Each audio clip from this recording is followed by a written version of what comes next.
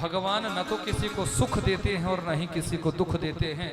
ये सुख और दुख सब हमें अपने कर्मों से ही प्राप्त होता है। गीता में भगवान श्री कृष्ण ने स्पष्ट लिखा हुआ है कि कर्मणा जायते जंतु कर्मणैव विलीयते सुखम दुखम भयम क्षेमम कर्मणैव विपद्यते।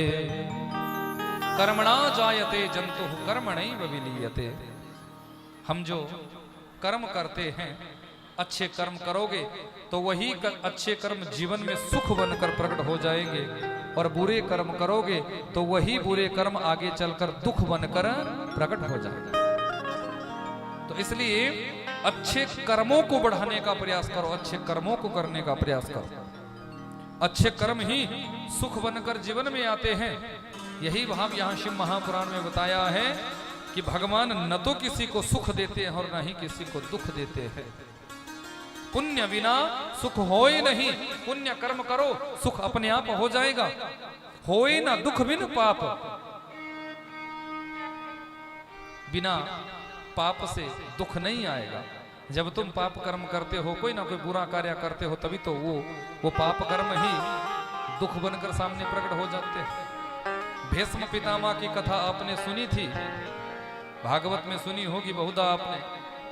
तो भीष्म पितामह धर्मात्मा थे, 12 भागवतों में परम भागवत थे। लेकिन भीष्म पितामह की एक गलती हो गई थी जीवन में। पद के अभिमान में थे, एक सर्प पहिए के नीचे आ गया था। उस सर्प को मरा हुआ जानकर बाण की नोक पर उठाया और एक तरफ फेंका। सर्प जाकर कंटीली झाड़ियों के ऊपर गिरा है और उसके शरीर में कांटे ही कांटे चुभे हैं। उसके शरीर से एक एक बूंद बूंद रक्त की नीचे गिरी है। अंतिम सांस जब उसने ली तो उसके हृदय से ऐसा भाव प्रकट हुआ कि जिसने मुझे ये शूलियां दी है उसके जीवन में भी उसको ऐसी ही शूलियां मिलनी चाहिए। अगले बहुत से जन्मों में भीष्म पितामह ने कोई गलती नहीं की थी, कोई अपराध नहीं किया था, कोई पाप नहीं किया था। लेकिन उस जन्म का किया हुआ पाप इकट्ठा रहा। सामने आया कब? जब इस जन्म में अपनी नजरों के सामने पाप होते हुए देखे।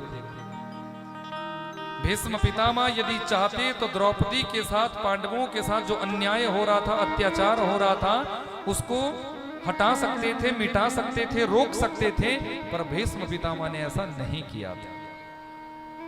अब वही पाप जो है सामने प्रकट हुआ, और हुआ क्या? इसी हरियाणा क्षेत्र के कुरुक्षेत्र के मैदान में, इसी कुरुक्षेत्र के मैदान में सरसैया पर लेटना पड़ा था। बाणों की सैया पर सोना पड़ा था। 10,000 बिच्छू एक साथ डंक मार दे किसी को, उन बिच्छुओं के काटने से जो वेदना होती है उससे भी कहीं ज्यादा वेदना भीष्म पितामह ने सही थी। यह है हमारे कर्मों का। जैसा तुम कर्म करते हो तो उसका कभी ना कभी हमें भोगना ही पड़ता है। कर्मों की गति से कोई बच नहीं सकता। होए ना दुख बिन पाप, काहू को दोष ना दीजिए। समझ आपने आप, हम दूसरों को दोष देते हैं, लेकिन अपने आप हमें इस भाव को समझने का प्रयास करना चाहिए, समझने का प्रयास करना चाहिए कि कोई किसी को दुख नहीं देता, कोई किसी को सुख नहीं देता। ये सुख और दुख तो हमें कर्मों से ही मिलते हैं।